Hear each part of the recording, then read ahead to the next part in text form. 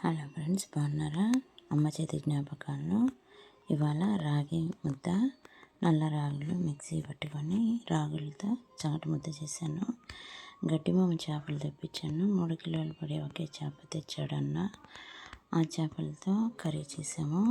చింతపండు గుజ్జును రెడీ చేసుకోవాలండి. ఇందులోకి ఆయిల్ వేసుకొని అల్లం వెల్లుల్లి పేస్ట్ వేసుకోవాలి. చింతపండు పులుసును వేసుకోవాలి. కొత్తిమీర కరివేపాకు వేసుకోవాలి. మెంతుల పొడి, ధనియాల పొడి, కారం పొడి, ఈ గరం మసాలా పొడి కొంచెం వేసుకొని బాగా పులుపు తెల్లనించాలండి.